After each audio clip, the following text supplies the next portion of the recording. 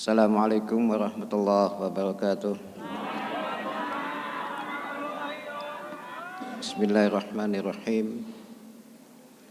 Alhamdulillahi rabbil alamin. Wassalatu wassalamu ala sayyidil mursalin, imamil anbiya'il mursalin, Sayyidina Muhammad wa ala alihi wa sahbihi ajma'in. Amma ba'du. Wa qala Allah Ta'ala fil Qur'anil Karim wa huwa asdaqul qailin. A'udzu billahi minasyaitonir rajim. Bismillahirrahmanirrahim. Ya ayyuhalladzina amanu taqullaha haqqa tuqatih wa la tamutunna illa wa antum muslimun. Wa qala aidan al-yawma akmaltu lakum dinakum wa atmamtu 'alaikum ni'mati wa raditu lakumul islam adina ila akhir. Ma'asyiral muslimin rahimakumullah, puji syukur pada hari ini dengan izin Allah kita bisa bertemu bersilaturahim dalam rangka kita melaksanakan salat subuh berjamaah dan kegiatan-kegiatan yang lain kaitannya dengan salat berjamaah tadi. Mudah-mudahan Allah selalu memberikan bimbingan kita untuk menjadi hamba Allah yang bertakwa kepada Allah Subhanahu wa taala. Selawat dan salam semoga selalu tercurah kepada junjungan kita Nabi besar Muhammad sallallahu alaihi wasallam serta kepada para keluarganya, sahabatnya, insyaallah kepada seluruh pengikut setia sampai yaumul qiyamah nanti. Dengan banyak-banyak kita berselawat kepada Rasulullah yang kita harapkan adalah syafaatnya di yaumul qiyamah nanti. Hadirin, setiap Ahad pagi di masjid yang kita cintai ini selalu ada kajian subuh. Insyaallah mulai tahun ini, tahun 2025 akan lebih spesifik lagi ya. Sudah kami tentukan materi-materi kepada para yang menyampaikan materi, tentu dengan menggunakan referensi-referensi yang pasti. Jadi memang hari ini insyaallah akan dibahas tentang fikih ya, yang akan kami coba dengan referensi bukunya yaitu Fathul Qorib, kaitan fikih, buku yang paling dasar ya. Nanti Bapak bisa lihat apakah dalam bahasa aslinya atau yang sudah diterjemahkan ke dalam bahasa Indonesia, silakan. Dan banyak kitab-kitab yang akan menjadi referensi akan disampaikan oleh ustadz-ustadz yang setiap Ahad pagi. Kenapa? Dengan tujuan agar hidup kita ini lebih bermakna. Ibadah kita ini memang benar-benar apa yang diinginkan oleh Allah dan Rasulnya. Jadi tidak hanya sekedar untuk yang kalau istilah bahasa kita, yang penting saya sholat. Tapi bagaimana sholat itu penting gitu. Kan pada umumnya kita selalu bilang, yang penting kan saya puasa.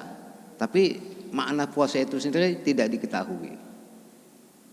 Yang penting saya sholat, tapi arti sholat itu tidak diketahui. Jadi sholat itu tidak bermakna, tidak membekas di dalam kehidupan sehari-hari. Sehingga tujuan sholat, tujuan puasa itu tidak tercapai. Banyak saudara-saudara kita yang sholat rajin, tapi perilaku dalam kehidupannya tidak mencerminkan orang yang sholat. Padahal agama Islam itu sudah memberikan ajaran yang begitu sempurna, sudah mengatur kehidupan kita dari yang terkecil sampai yang terbesar. Dari kita masuk WC sampai kita berbangsa dan bernegara sudah diatur dalam kehidupan beragama. Sehingga dalam surat Al-Maidah tadi yang kami bacakan, pada hari ini Allah menyatakan, sudah sempurna agama bagi kamu, dan agama yang Allah ridhoi adalah agama Islam. Al-Maidah nanti bisa lihat. Jadi agama Islam ini sudah lengkap dari seluruh aspek kehidupan, sudah membimbing kita.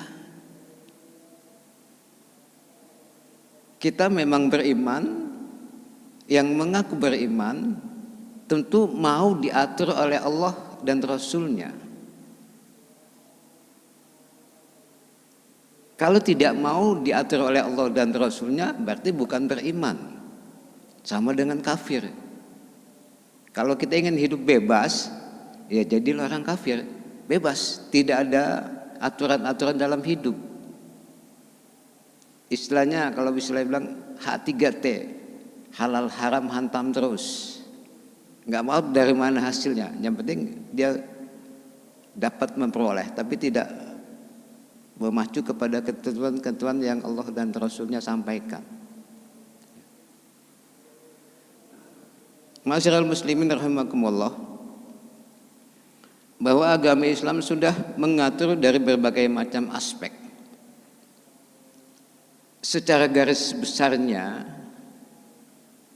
Islam mengajarkan kita hanya 3 pokok yang harus kita pelajari.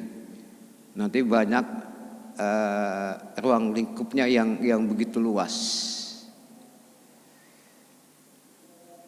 Kalau di dalam masalah hukum ada akidah, syariah, dan muamalah. Kemudian ada lagi iman, Islam, dan ihsan. Itu selalu dari 3 aspek itu. Nah, kalau kita bicara tentang akidah, bagaimana hubungan kita, keyakinan kita kepada Allah Subhanahu wa taala,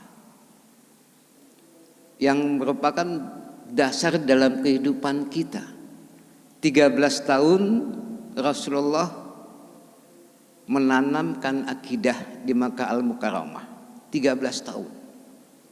Bagaimana cara bertauhid, bagaimana cara bertuhan, mengenal Tuhan dengan sebaik-baiknya, ditanamkan 13 tahun, lebih lama. Sebab ini adalah dasar dalam kehidupan kita, bahwa Tuhan itu sebagai Rabb, sebagai pendidik, sebagai pemelihara, sebagai pengatur dalam kehidupan kita. Sebab kita ini kan diatur semuanya oleh Allah. Semuanya ini adalah kita kehendak Allah. Kita tidak mempunyai daya upaya. La haula wala quwata illa billah. Kita tidak punya apa-apa. Dan kita tidak punya kemauan apa-apa. Kita tidak mempunyai kemampuan apa-apa. Hanya keinginan, tapi ketentuannya adalah Allah yang menentukan. Nah, insya Allah kalau kita mau mengikuti aturan-aturan yang Allah berikan, tentu Allah akan memberikan jalan-jalan yang terbaik buat kita. Akidah, tanamkan bahwa Allah selalu ada di dalam kehidupan kita. Tanamkan bahwa kita membutuhkan Allah. Tanamkan bahwa Allah selalu mengawasi dalam kehidupan kita. Tanamkan bahwa Allah selalu hadir dalam kehidupan kita.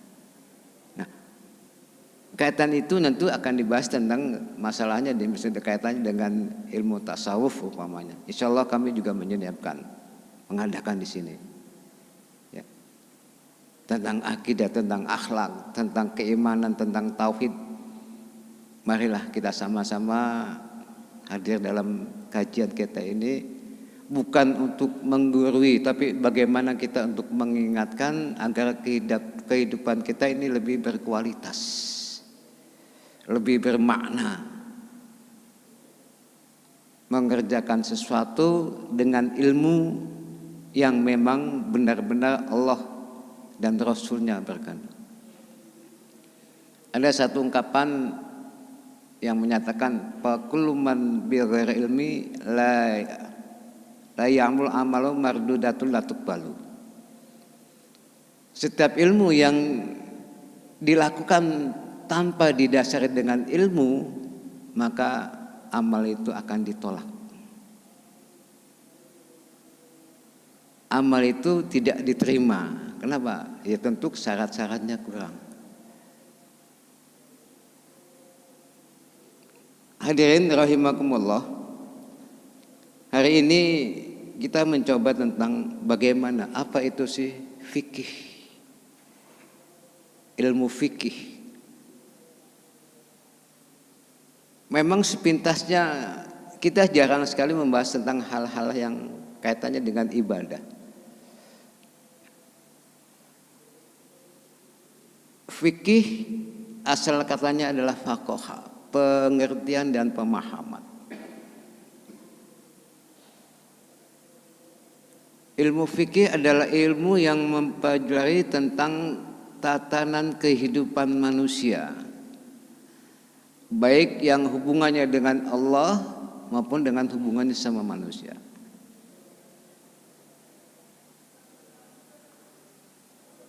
Ilmu yang mempelajari tentang kehidupan manusia yang kaitannya dengan Allah dan hubungannya dengan katanya manusia. Jadi banyak aspek-aspek fikih yang kita pelajari, yang akan kita bahas. Ya tadi saya katakan insya Allah referensinya dengan Fathul Qorib, tapi ini hari ini aja secara umum saja pemahaman fikih itu sendiri. Memang luas Pak. Fikih ini sangat luas sekali. Tidak hanya mempelajari tentang sholat, tidak hanya mempelajari tentang zakat, puasa atau dengan arkanul Islamnya, tapi fikih juga mengatur tentang bagaimana kita berniaga, ya. Bagaimana kita mengadakan hubungan dengan keluarga atau dengan bab nikah atau munakahatnya. Fikih juga membicara tentang hukum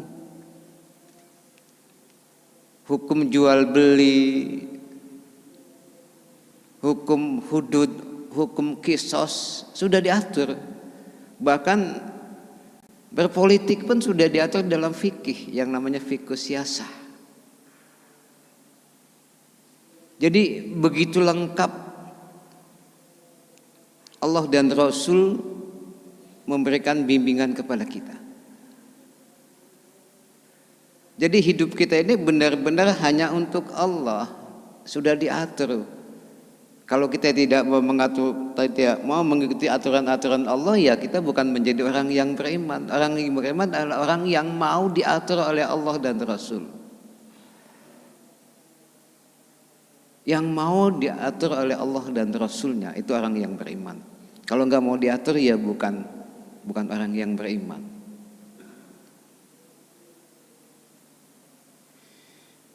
Hadirin rahimakumullah. Jadi ruang lingkup dari fikih itu sangat luas sekali. Tadi kami sudah katakan bahwa fikih itu ada satu ilmu yang mempelajari bagaimana tatanan kehidupan kita, baik hubungan dengan Allah maupun hubungan sesama manusia.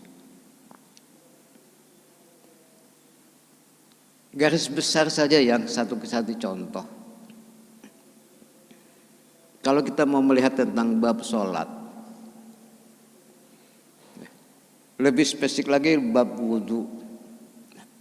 Ini kan masih kata dengan fikih, ini masih sifatnya umum Pak. Nanti kita menggunakan Fathul Qorib, ya, walaupun tidak menggunakan bawah kitabnya, tapi insya Allah akan kami rangkum. Fikih membicarakan tentang hukum, ya. Para ulama sudah sepakat bahwa hukum di dalam agama Islam ada 5 yang kita kenal: wajib, haram, makruh, sunnah, dan mubah. tidak akan terlepas dari itu. Kita sudah pelajari itu mungkin dari SD. Apa itu wajib, apa itu sunnah, apa itu makruh. Dan ini berlaku bagi yang mukallaf. Mukallaf orang yang sudah baligh, sudah dewasa, sudah ihtilam atau sudah mimpi bagi laki-laki, bagi wanita sudah menstruasi, beragama Islam dan berakal. Nah, kita ini sudah pasti sudah mukallaf semuanya. Sudah pasti mimpi, bahkan bukan hanya mimpi, pernah melakukan beragama Islam dan kita berakal sehat. Jadi kalau yang tidak berakal melanggar aturan Islam berarti dia tidak berakal atau tidak beragama Islam atau belum baligh. Jadi yang terkena hukum dengan fikih ini adalah orang yang mukallaf, orang yang sudah baligh, orang yang berakal dan orang yang dewasa. Bagi anak kecil belum. Anak kecil belum. Sedikit saya ingatkan kepada Bapak sekalian. Silakan saja membawa anak-anak kecil untuk datang ke masjid, tapi dengan catatan yang belum 7 tahun tidak perlu dibawa ke masjid. Yang boleh dibawa ke masjid yang sifatnya mumayyiz, yang sudah usia 7 tahun ke atas. Kalau yang masih di bawah itu, maaf, tolonglah jangan dibawa ke masjid, mengganggu. Sebab kemarin Jumat itu berteriak pada lari-lari sedangkan kita sedang mengadakan sholat Jumat. Ini juga kaitannya dengan fikih.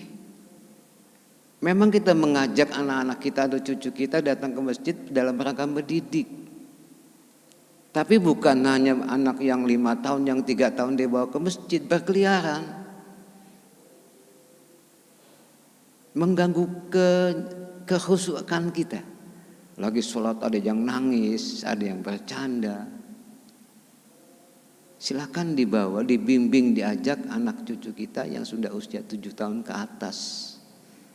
Karena kewajiban kita ajarkan kepada anak-anak kita, cucu kita sudah 7 tahun untuk perintahkan untuk sholat.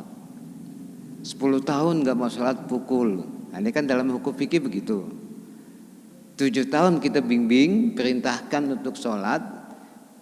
10 tahun gak mau sholat boleh dipukul. Dalam arti bukan untuk menyakiti, dalam rangka mendidik. Jadi sudah diatur. Ya kita juga sering bawa cucu, bawa anak untuk membiasakan ke masjid. Memang silakan, tapi ada ketentuan-ketentuan siapa, mana yang boleh dan mana yang tidak. Silakan yang sifatnya sudah mumayyiz atau sudah 7 tahun ke atas, silakan dibawa, dibimbing dan didampingi. Jangan liar seperti itu mengganggu yang lain. Kita kan kemarin Jumat, lagi Jumatan ada yang nangis, ada yang teriak. Yang bawa mungkin terganggu apa tidak? Itu pun sudah diatur, ada fikih yang mengatur hal semacam itu. Nah, kembali ke permasalahan kita. Jadi Islam ini agama yang sempurna. Saya katakan Islam adalah agama yang sempurna, bukan yang paling sempurna. Tolong. Islam adalah agama yang benar, bukan yang paling benar. Banyak orang yang menyatakan Islam adalah agama yang paling benar. Itu ucapan yang keliru.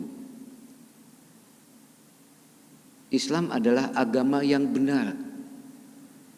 Islam adalah agama yang sempurna.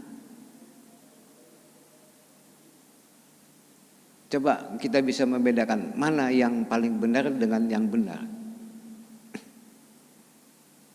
Anak kita ada 3. Ada anak kita yang paling pintar. Ada anak kita yang paling pintar, berarti yang lain pintar semua. Tapi ada yang paling pintar. Nah, istilah lain ada isim tafdil dalam bahasa Arab. Semuanya bagus, tapi ada yang paling bagus.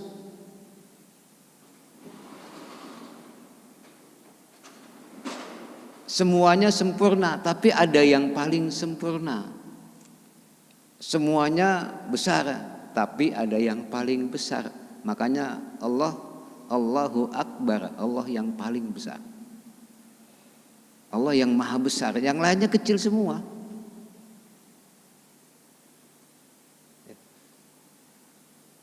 Bapak hadirin rahimakumullah. Jadi dalam kehidupan kita memang sudah diatur oleh Allah Subhanahu wa taala dari yang terkecil sampai yang terbesar. Dengan adanya kajian subuh di Masjid Nur Hasanah ini akan menambah wawasan kita dalam rangka meningkatkan kualitas hidup dan kehidupan kita, baik di dalam bagaimana dengan hablum minallah dan hablum minanas. Satu contoh ringan ya, yang kecil saja, kita yang perbuatan kita sehari-hari dalam kita berwudu. Saya sering ungkapan semacam itu, pada itu dalam hakikat berwudu. Sebab wudu adalah salah satu syarat sah sholat. Salah satu syarat sah sholat. Kalau wudunya tidak sah, otomatis sholatnya pasti tidak sah. Kalau wudunya tidak diterima, apalagi sholatnya.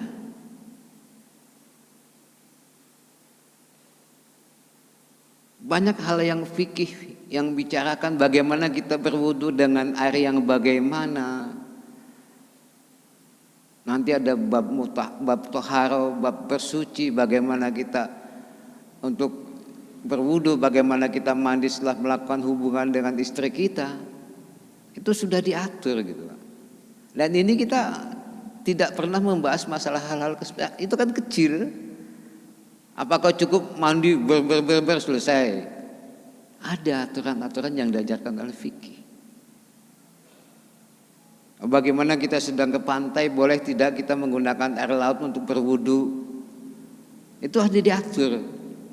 Wah, ini nggak ada tempat toilet ini. Bagaimana kita mau berwudu? Bagaimana menggunakan air laut? Dan bagaimana ketentuan-ketentuannya? Kalau sekarang kan tidak mengalami kesulitan, Pak. Kenapa? Berwudu sudah menggunakan keran.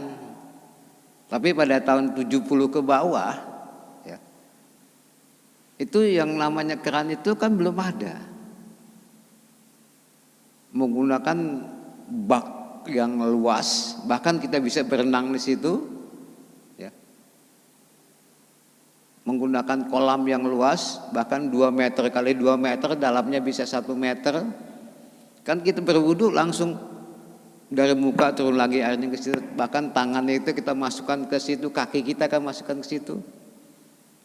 Kalau sekarang kan udah, wah banyak keran, air mengucur. Dulu kan nggak ada, apalagi masih desa-desa kan. Masih kita temui Pak, kalau kita ke daerah-daerah itu ada yang tempat wudunya itu memang di balong. Di balong itu ada ikannya gitu. Atau kalau kita ke daerah pegunungan, wudunya di kali, airnya mengalir.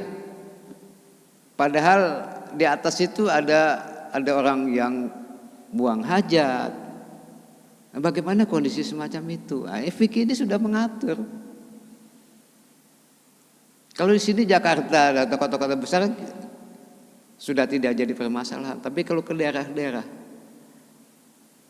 bagaimana kita berwudu dengan hal-hal semacam itu? Diatur oleh. Nah, untuk itu dengan adanya materi semacam ini, kita bisa tahu bagaimana kondisi semacam ini ya. Atau pada saat kita perjalanan jauh ya. perjalanan jauh umpamanya menempuh sekitar minimal 83 km. Situasi kendaraan keadaan macet. Sedangkan sholat tidak boleh kita tinggal. Nah, fikih membicarakan akan mendapat yang namanya rukhsah, keringanan. Bisa dengan jama, bisa dengan qasar jama. Ya, bisa seperti itu. Ini diatur Pak dalam kehidupan kita. Jadi tidak ada alasan bagi kita untuk tidak melakukan apa yang Allah perintahkan. Kita kan suka jalan jauh Pak. Kalau menggunakan kendaraan sendiri, no problem. Begitu azan berhenti kita sholat, azan berhenti sholat. Tapi kalau kita menggunakan kendaraan umum, berangkat dari Jakarta umpamanya jam 10 sampai di tempat jam 4 sore. Untuk sholat di kendaraan tidak memungkinkan. Karena kendaraan umum kan nggak mungkin kita bilang bang berhenti dulu saya mau sholat zuhur karena sudah azan, kan nggak mungkin yang lain. Nah itulah ada ketentuan untuk melaksanakan yang namanya sholat qasar, sholat jama. Diatur Pak dalam fikih ini. Jadi begitu lengkap ajaran-ajaran Islam ini mengatur dalam kehidupan kita. Jadi tidak ada alasan bagi kita untuk tidak melakukan. Apalagi sebentar lagi puasa. Bagaimana saya sakit? Boleh nggak puasa? Nanti bayar.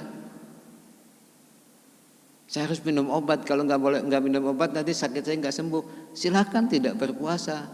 Nanti setelah itu dibayar. Ini sudah diatur. Ya. Atau puasa udah nggak bisa lagi, nanti dengan bayar fidyah. Jadi fikih inilah yang mengatur kehidupan kita, hukum-hukum yang kaitannya dengan agama, kaitannya dengan halal dan haram, bagaimana kita berniaga, bagaimana kita bergaul sama dengan kita sudah diatur. Ada aturan-aturan yang pasti dan baku dalam kehidupan kita menjalani kehidupan ini.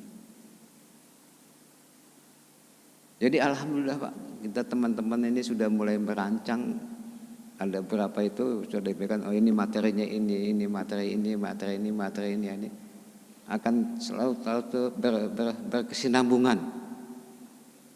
Jadi tidak terputus, materinya akan berkesinambungan terus dan kaitan dengan disiplin ilmu yang akan disampaikan oleh teman-teman kita atau ustadz-ustadz kita. Kita sudah informasikan materi ini nanti akan membahas ini. Jadi rasanya rugi kalau kita tidak untuk hadir. Kenapa? Bapak kita sholat sunnah 1000 rakaat itu masih jauh lebih baik duduk dalam satu majelis yang sesaat. Sering saya sampaikan, duduk sesaat dalam satu majelis masih jauh lebih baik kalau kita melaksanakan sholat sunnah 1000 rakaat. Duduk dalam satu majelis lebih baik daripada kita mensolatkan jenazah 1000 jenazah. Duduk sesaat dalam satu majelis masih jauh lebih baik daripada kita menjenguk orang sakit, 1000 orang sakit. Bayangkan Pak, pahalanya begitu besar. Kenapa? Karena menuntut ilmu adalah satu kewajiban bagi. Thalabul ilmi fardhatun ala kulli muslimin wal muslim, kata Nabi. Menuntut ilmu adalah kewajiban bagi orang muslim. Tidak terbatas. Tidak terbatas kepada usia. Dari mulai lahir sampai meninggal kita ada kewajiban untuk menuntut ilmu.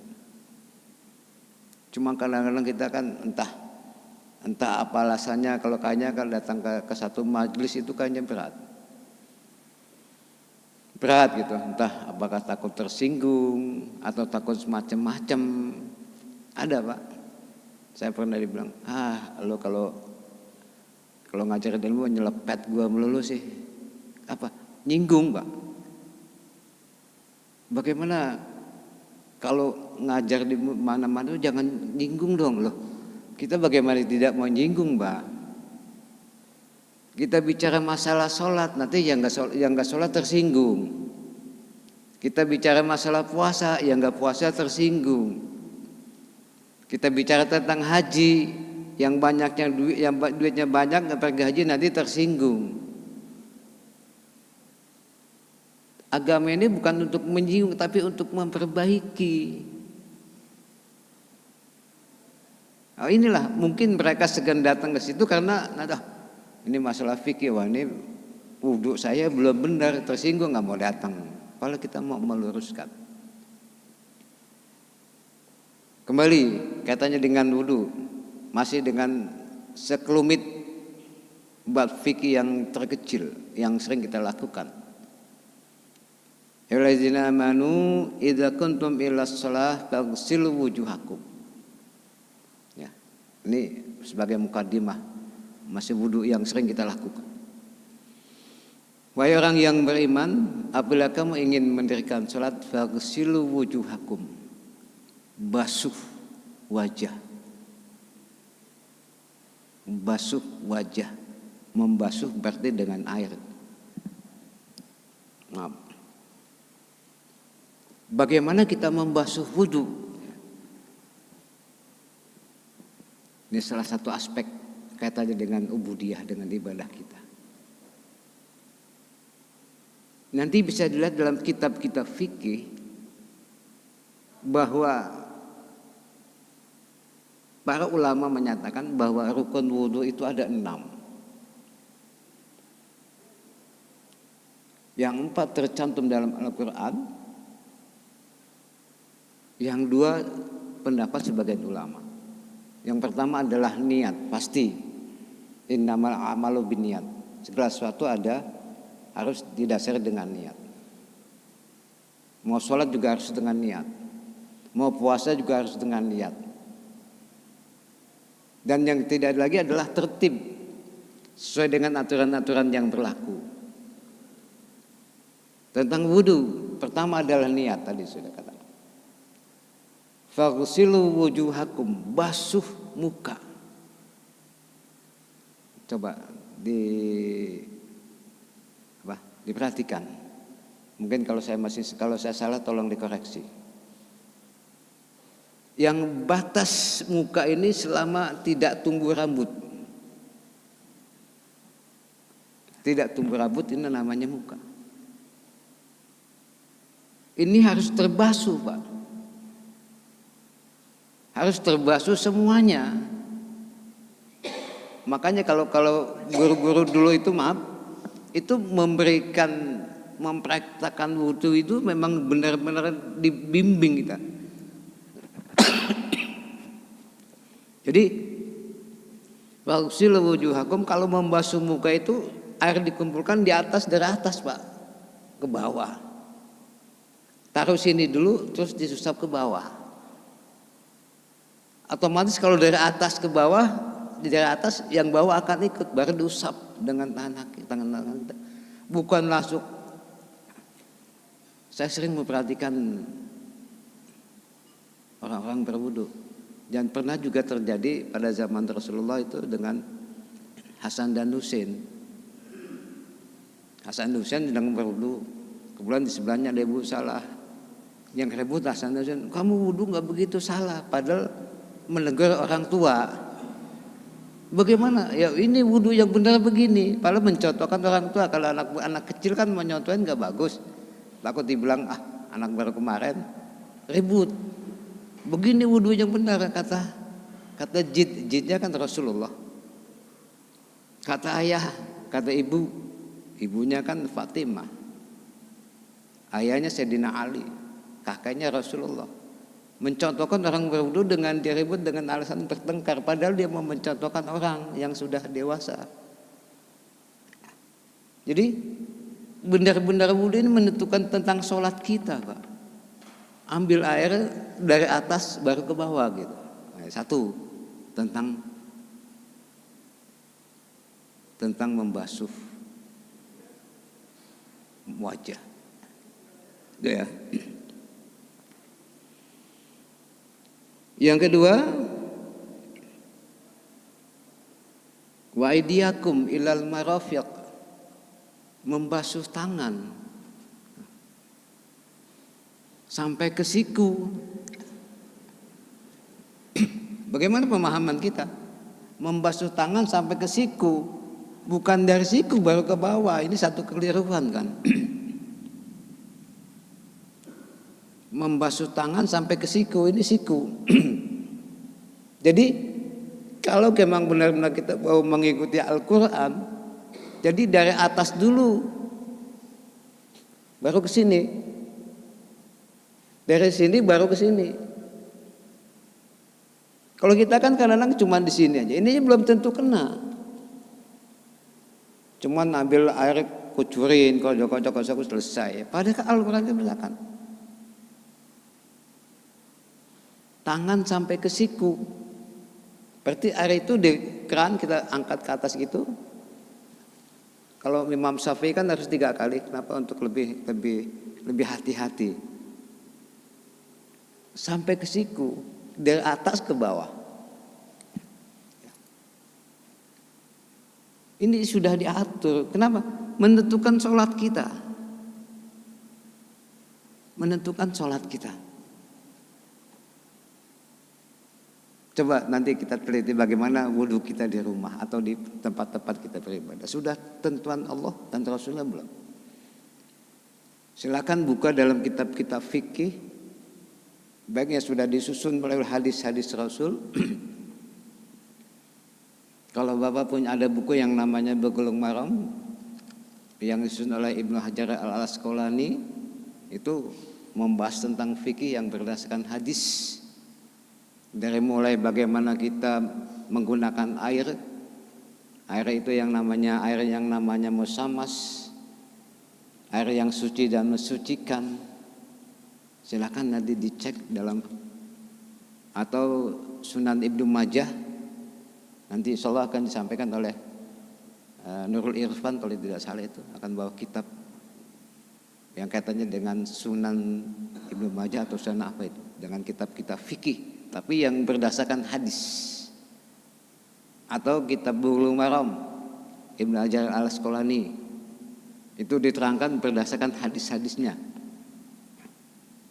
Banyak kitab-kitab yang bicara tentang fikih memang sudah disusun berdasarkan bab ini. Bahkan sampai bab siasah, bab politik pun sudah disusun seperti itu.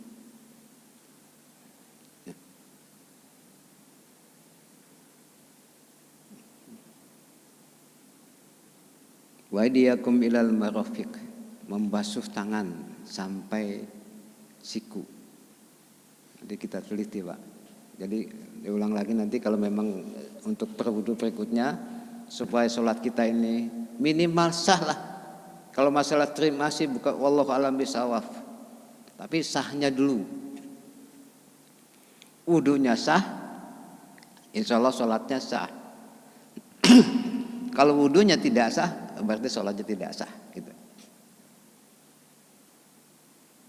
Kemudian yang kedua dalam ini, wamsahu biru'usikum, menyapu kepala, bukan menyapu rambut. Ru'usikum itu kepala Pak. Memang yang namanya kepala ini dari sini, silahkan aja. Tapi yang sini menyapu kepala. Kita kadang-kadang karena kita sudah menggunakan segala macam, cukup dengan dikumpulkan boleh di samping. Tapi yang namanya menyapu kepala kan, kepala ini kan keseluruhan. Memang diperbolehkan, tapi keafdolannya agak berkurang. Perintah Al-Quran, wamsahu biru'usikum, menyapu kepalamu. Nah, bagaimana dalam kita menggunakan mempraktekannya itu? Jadi setelah air itu kita taruh di tangan itu, kemudian kita percikan, kan masih ada ini kan kepala. Dari sini ke belakang, baru balik lagi ke depan. Memang ada sebagian hanya pakai topi angkat gini. Ya boleh. Tetapi keafdolannya berkurang. Ada yang malas buka imamah, wulunya main di belakang gitu aja. Ya silakan aja. Tapi tidak sesuai dengan apa yang Allah sampaikan, wamsahu bi ru'usikum. Dan sepakat ahli fikih juga menyatakan seperti itu. Yang namanya menyapu kepala harus keseluruhan. Kita bicara tentang ini kaitannya dengan ibadah kita kepada Allah. Hukum-hukum yang Allah dan Rasulnya sampaikan untuk meningkatkan kualitas ibadah-ibadah kita. Memang zaman Rasulullah tidak ada yang namanya buku fikih. Kenapa? Karena langsung bertemu dengan Rasul. Ya, langsung dicontohkan oleh Rasul. Tidak ada yang namanya kitab Bukhari Muslim. Tidak ada yang namanya hadis yang sifatnya kaitannya dengan fikih-fikih, tidak ada.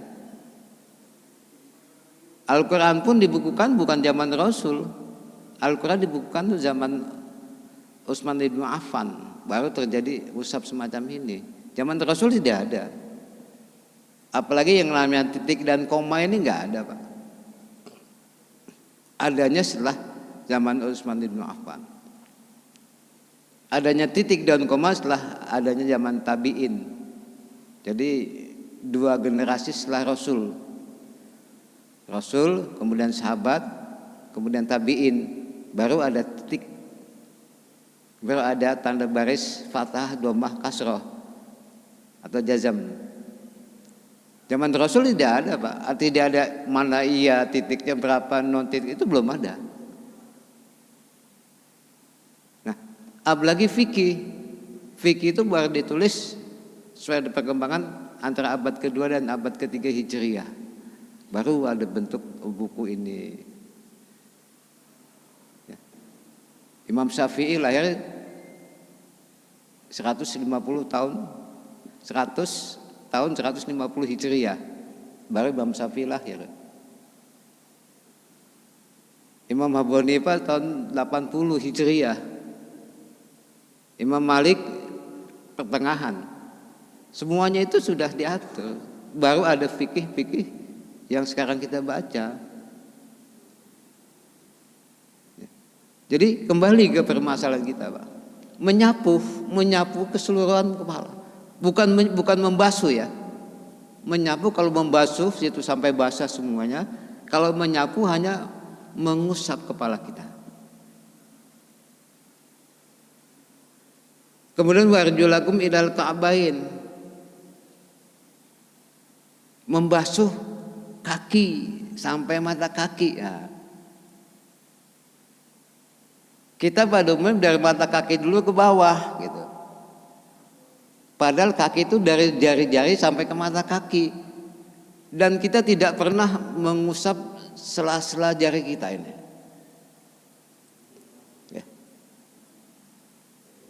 Tidak pernah jari-jari kita ini kita masukkan tangan-tangan untuk supaya air ini masuk.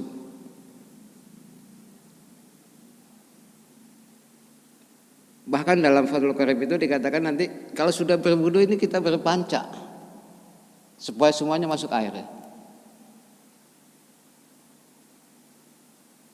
Ini baru sekedar wudu, bagian kecil. Lalu bagaimana dengan airnya nanti yang kita gunakan itu? Kita tidak pernah, Pak. Ini dulu waktu saya masih kecil ngajinya seperti ini, Pak. Nah mungkin kalau ya itu di macam Ustadz Mahmud, pasti apalagi yang namanya di pesantren itu lebih detail lagi. Bahkan kita wudhu itu ditongkrongin sama Ustadz, Pak. Dulu masih ada zaman ceret kan itu. Itu ustadznya itu nyari ini Pak, apa? Ngucurin air ke tangan kita ya. Kalau bahasa Padang, lu wudu gimana? Ayo, gua ajarin. Kita dituntun. Oh salah nggak benar itu. Yang benar begini. Kita sudah tidak lagi yang membimbing seperti itu sekarang ini. Apalagi yang namanya ngaji-ngaji kampung, waduh Pak. Kalau lihat gurunya Pak, ampun Pak, kita kalau salah dikit, ini tangan kaki badannya pada merah Pak. Guru kampung dulu itu. Kita ngaji salah baca itu cetet. Langsung dia menggunakan bambu yang dihaluskan gitu, kecilin. Kita baca salah, tak kayak. Sekarang kalau anak-anak gitu kita gituin Pak, habis kita dilaporan polisi. Makanya anak dulu banyakkan yang sukses, memang sistem pengajarannya cukup tinggi.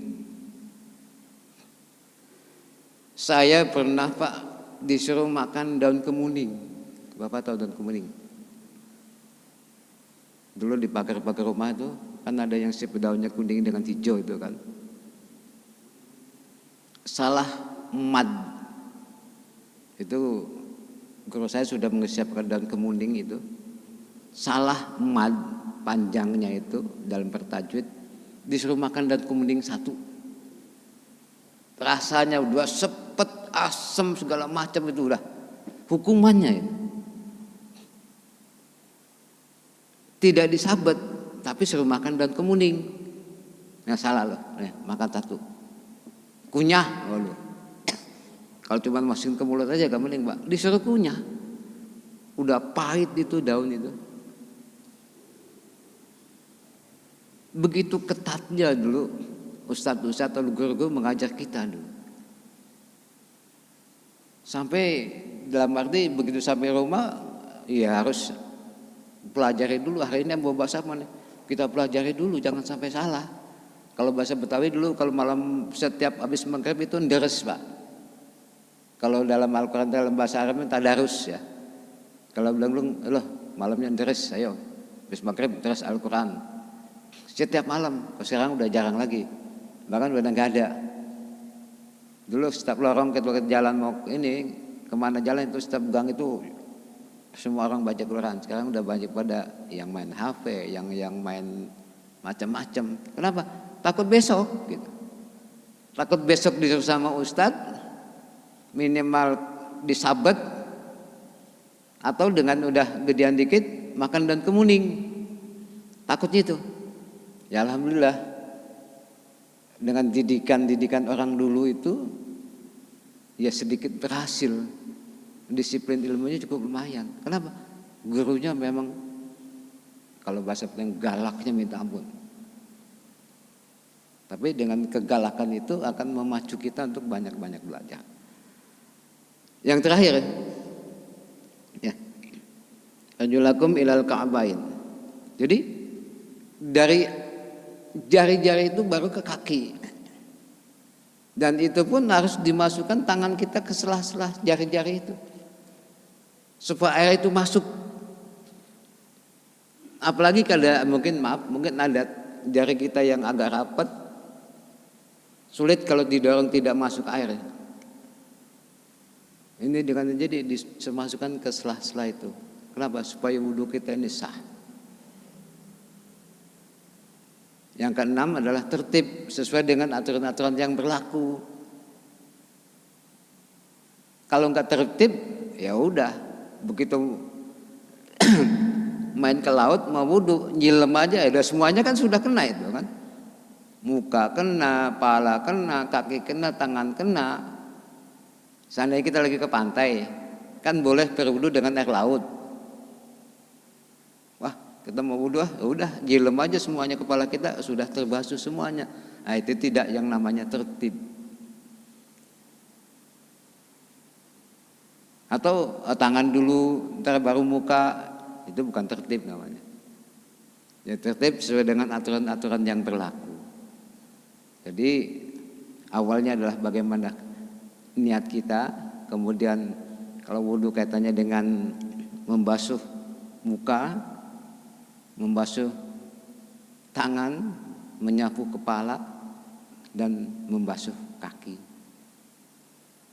Ini sebagai satu perumpamaan saja Pak. Satu bahasan kaitannya dengan fikih dulu. Tadi sudah katakan bahwa fikih adalah ilmu yang mengatur tatanan kehidupan manusia, baik hubungan dengan Allah maupun hubungan dengan sesama manusia. Ruang lingkupnya cukup luas, kaitannya dengan ubudiyah, dengan bagaimana hubungan kita dengan Allah, kaitannya dengan muamalah. Muamalah termasuk kita bagaimana kita bertijarah, kita berdagang, hukum kita adanya melakukan kesalahan-kesalahan harus dihukum sebagaimana. Kemudian kaitannya dengan hal-hal yang dalam kehidupan kita sehari-hari. Termasuk fikih juga membicarakan tentang ilmu siasah, ilmu berpolitik. Jadi cukup luas. Makanya dikatakan tadi dikatakan bahwa Allah sudah menyampaikan agama Islam, agama yang sempurna. Al-yawma akmaltu lakum dinakum wa atmamtu alaikum ni'mati wa raditu lakumul Islam madina. Agama Islam, agama yang sempurna, semua sudah diatur dalam kehidupan kita, baik kita secara pribadi, baik secara kita hubungan kita dengan masyarakat, maupun hubungan kita berbangsa dan bernegara sudah diatur masuk di dalam pelajaran ilmu fikih. Nah, inilah yang dapat kami sampaikan. Mudah-mudahan ada manfaatnya bagi kita. Mudah-mudahan Allah selalu memberikan bimbingan kepada kita untuk menuju jalan siratal mustaqim, siratal ladzina an'amta 'alaihim ghairil maghdubi 'alaihim waladdallin. Mungkin itu yang kami sampaikan. Wallahu muwaffiq ila aqwamit thoriq. Assalamualaikum warahmatullahi wabarakatuh. Sallallahu